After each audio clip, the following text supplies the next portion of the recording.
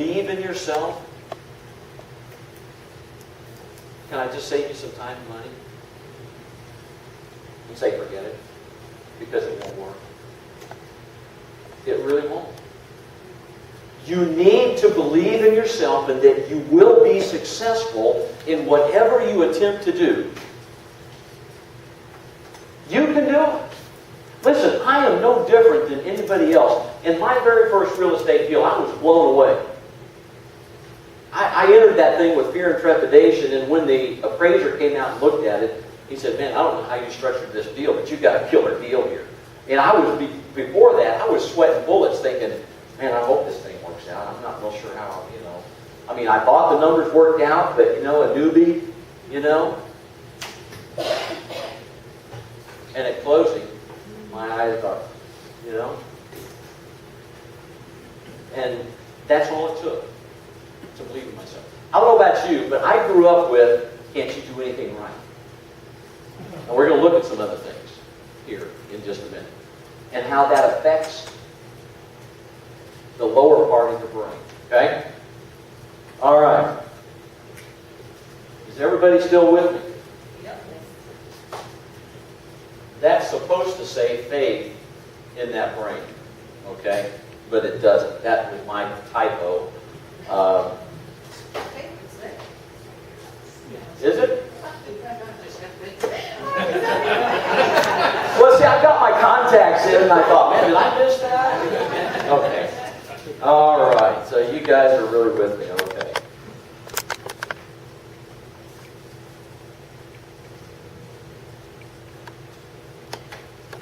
Let's split the brain. I want you to understand tonight what it takes to succeed.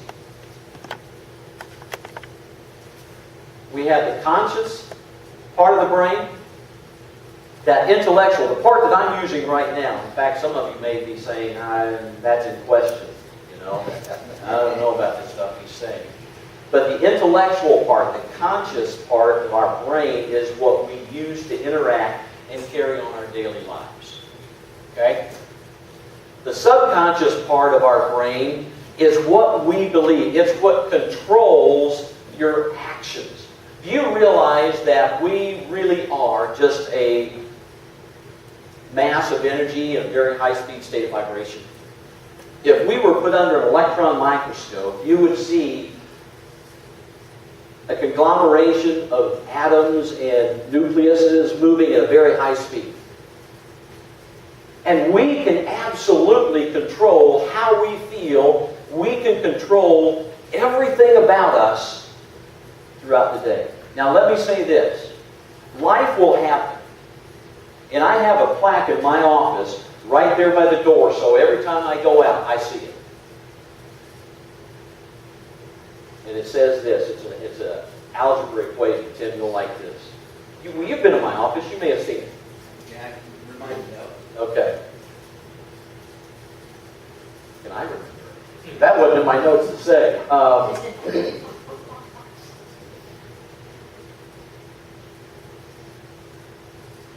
E plus O equals R. E plus O equals R. The events of life... Oh, I got it backwards. It's E plus R equals O. Is that what I said? Okay, it's E plus R equals O. I'll get it right here. The events of life happens. You can't control that. You can't control the circumstances, the things that happen, that come down the pipe. But your response, you can. What kind of an outcome do you want? What's your outcome? So, you take the events of life plus your response to get the desired outcome. I am a firm believer, just as surely as I'm standing here tonight, that everything that happens to me is for my good. God has so created and so ordained that everything that happens to me is ultimately for my benefit. Now, it's up to me to have the right response, to see that. Now, I'm not saying it's easy. And please don't walk out of here tonight thinking that after we get all through with this and everything's all said and done, that it's all going to be real easy to do. It's not. Just ask Marcus. We've had numerous conversations about the struggles of controlling your thinking. So, there is an old tale, or verse, that says, as a man thinketh, that's what he becomes. Your thoughts become things. You know, the first thing I was thinking about is, as I was getting ready, and I thought about this on a number of occasions, when I became a teenager, and the hormones started flowing, and I recognized that there were girls out there, how creative I could get to meet one of them. You know? How creative can a 5-year-old get to get the cookie jar? Why? Why? Because he's thinking about the cookies.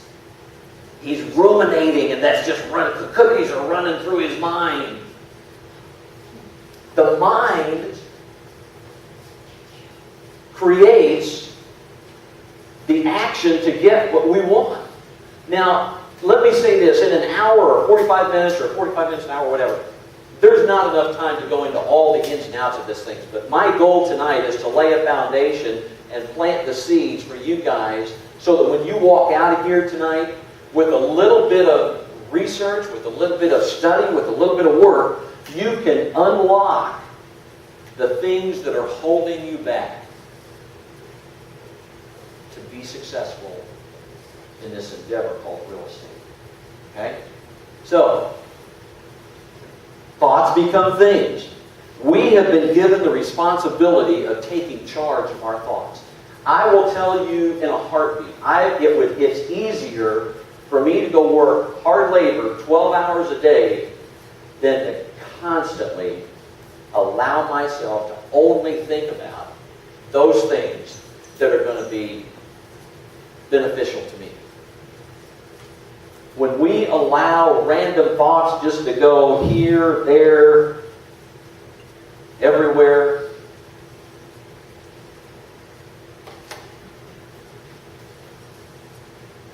we don't succeed. We just start chasing rabbit trails. We just start going off everywhere.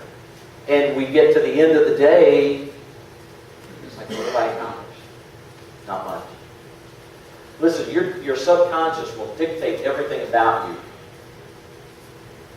It will determine how you respond, how you view life, how much money you earn.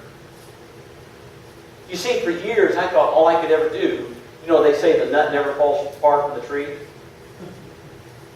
You know, most of us, that's whatever Dad did, that's what most of us guys grow up doing, you know.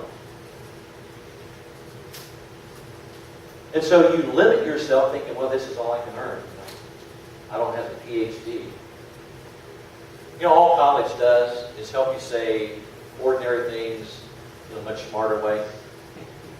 That's all it does. In a way that nobody understands. Like up the creek without a paddle. You're up the proverbial tributary without the conventional means of locomotion. You know, that's why politicians go to college. Okay, enough of that. Have you ever wondered why some people are successful and some aren't?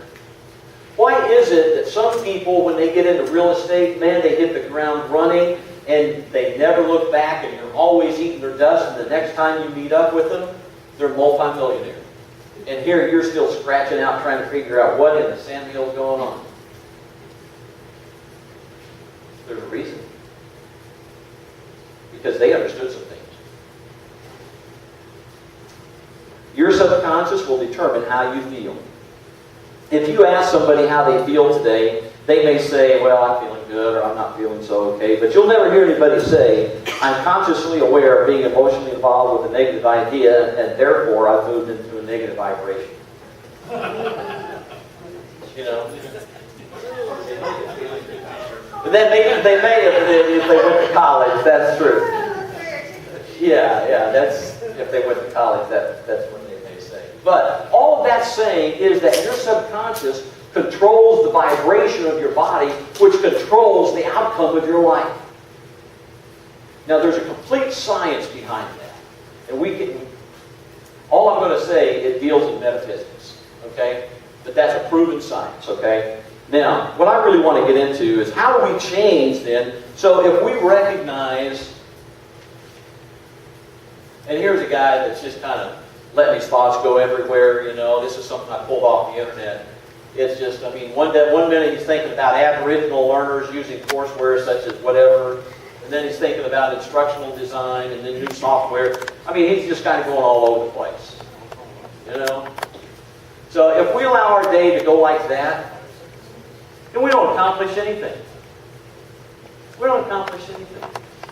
And we never amount to much, and so consequently, at the end of the day, we're going, I can't do it. I can't do it. It doesn't work. Let me tell you, the real estate programs that are out there, they work. They work. The problem is right here. So, your thoughts create your own future.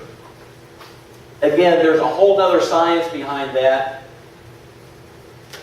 That's what they found whenever they did the CAT scan. You know, I thought I'd shoot the picture up there. Now, how do we change that? Okay, we've recognized that the subconscious controls everything about us. How much money we earn, how successful we are. So how do we change that? Think with me for a minute. When a baby is born, when a baby is brought into this world, their conscious faculties are not fully developed. In fact, their sensory faculties are not fully developed always. You know? So, all they have is their subconscious. It's wide open. So here you have a little baby, and they're growing up in this house that mom and dad, let's just pull a scenario, they're always having hard times. They're always having trouble making ends meet. They never seem to know how to get ahead. They never seem to understand life and what it's all about. And so the baby, his subconscious is wide open. Well, I never realized this with my kids before, but when my grandkids, and I've got 9 of them, they're all precious. Yeah. You want to see some pictures? Oh, no. The subconscious is wide open, and so in this family that we've depicted, this baby, every day, all day, every week, all week, every month, all month, every year, all year, is hearing thoughts, ideas, and images about how tough life is, how hard it is to make ends meet, and that becomes that word called paradigm. A paradigm is simply a group of habits driven into you over and over again. Other people's habits, other people's thoughts and ideas, drilled into you over and over and over again. Let me just mention something here in a way of passing, and I think it'll help you understand paradigm a little bit better. It's called cybernetics. It was discovered around sometime in World War II. And they used it actually as part of into a heat-seeking missile type thing. That's what I'm trying to say. So, it became, that was a new word back then, cybernetics. And they defined it as this. It is the science of control and communication. It measures the deviation from a set goal and corrects the course. Now, how does that apply here? When you build a paradigm, when a child has that paradigm developed, then cybernetics, that whole theory kicks in.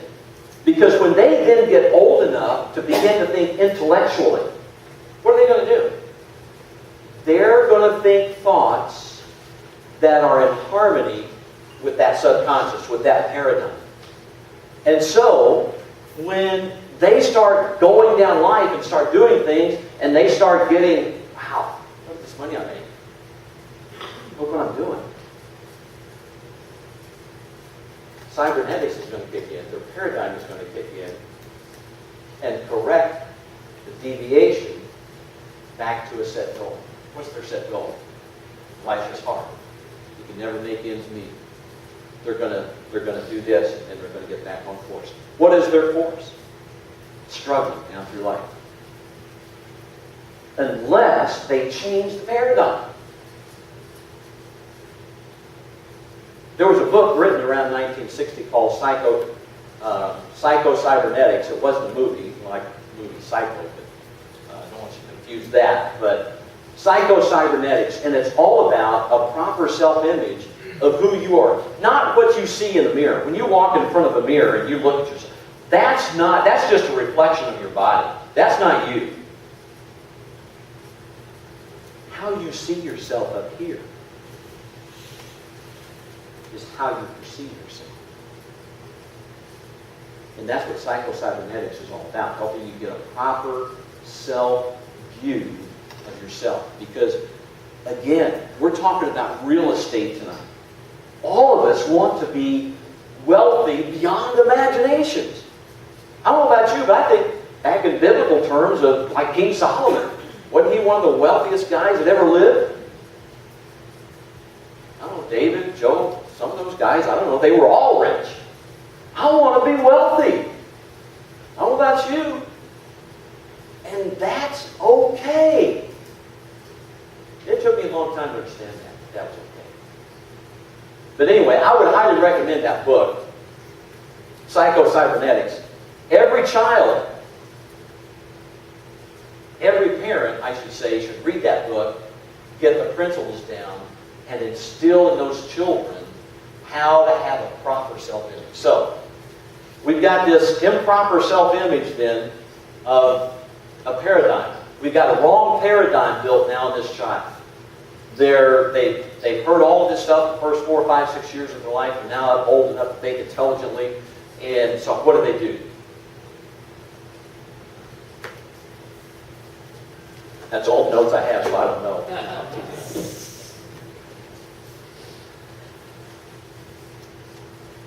Those thoughts and ideas that were drilled into that child over that time is the same way you change your paradigm today. You know, even today, I'm 61 years old. When I jump into a new project, there's still sometimes in the back of my mind, I'm not sure I can do that. But that's how strong the paradigm is, folks. But it can be changed. Now, so how do we change it? We change it like this. The same way the baby got that paradigm built in the first place. So what do you say to yourself? That'd be great. I can do anything. Yeah, good. It's not